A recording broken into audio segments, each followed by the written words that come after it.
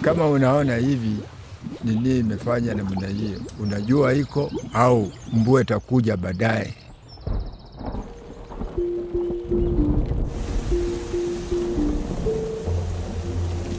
The whole of this region, they know that Rainmakers of Nganyi, because whatever they say always come to pass. They prove it. We had the story about this Nganyi community that is capable of making rain, and we wanted to know to the extent they can actually make the rain and how they had been coping with adverse climatic conditions. The key problem has been that we have been giving weather forecasts and seasonal forecasts to try and help people adapt to climate extremes. These guys do not believe in what we say or what we do.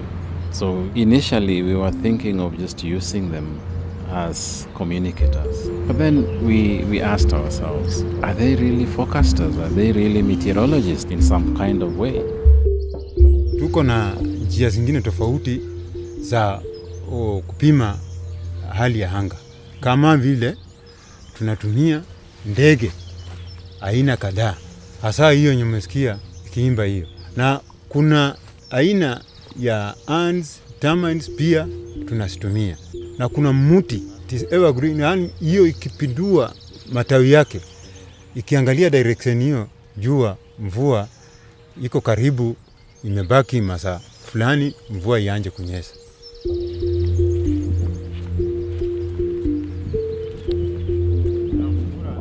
The plants have some hormones in them that respond to atmospheric humidity, and then different species will behave differently.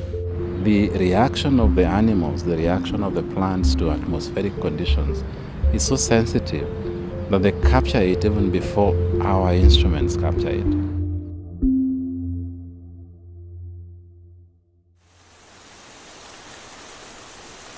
What they are actually using is alternative science.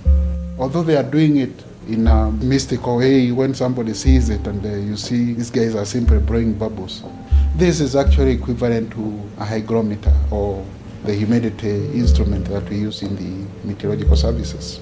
So they started seeing that it is not rain-making on their part, but it is extreme good observation skills. Our fellow scientists really thought we were jokers. What good can come out of this? I was skeptical about it because when you hear traditional forecasting, what immediately comes into your mind is they are using witchcraft. But I became converted when I started interacting with them closely. These old men we are talking about also think that these eminent scientists are a big joke. It's both ways. Lakini sasa hii hawa wanasayansi hawa wanatumia makompyuta na machine kadhalika. Lakini sasa hapa kwetu tunatumia ujasiri yetu. You know, science wants a replication, validation, to be able to say that I saw this, statistics. This other knowledge has a bit of spiritualism in it. They feel, it's not what they can quantify. So it becomes very difficult to bring the two knowledge bases together. We can also come here and through this pot, when we apply the herbs, the rain will rain. They could sit in their shrines and pray to their ancestors, and sure enough the rain could fall. You can just observe, but you cannot explain fully well how that happened. So I know they have the art of controlling. They did it, we also. In terms of the traditional forecasters being able to control the weather, like sending away rain, that I must say I'm still a skeptic. Mimi najiona kama mwana sayansi kwa maana nilizaliwa, babu walizaa wakampa baba naye akasaa sisi. Sio kitu kama iko kwa damu hata uwezi kutembea. Lakini sisi najua sayansi hii ya mvua sisi mimi iko nayo na na watu wangu hao. They know what you cannot get in books, and we need to have this documented. They are very secretive. Even within their own communities, it has been within that secluded few. And at some point, they would give information and tell you, this one you keep secret.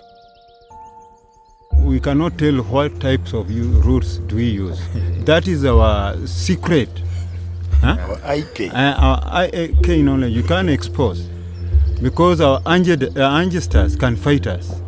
For an academician, it's hard because you'd like to pass the information to others to learn from. The people that are holding the information, they are not passing it over to other generations. The knowledge gets eroded with time. So it's important this knowledge gets public enough so that modern meteorological science can kind of work together with the traditional science. You don't go there with solutions, but we go there and develop solutions together. We came as learners. And so the community also thought, oh, so we also have something to educate professors on. Climate change has had a more profound impact on the traditional methods of forecasting because these depend on the natural environment. Climate change will change those behaviors.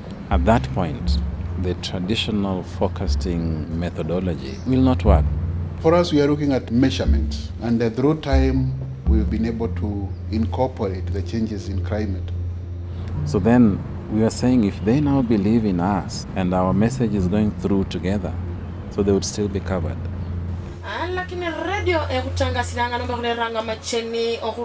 So you bring your forecast from Kenya Meteorological Service, you bring your forecast from these different old men who are forecasting, independently developed, and compare them. And therefore now we ended up having a consensus forecast. Tayari mzee alikuwa ametangulia kuja hapa mapema sana kutoa forecast ile tumepeana pale kwa radio asubuhi. I think we have demystified the barrier between the scientists and the local communities. The people who really want to do this must believe that there is substance in it.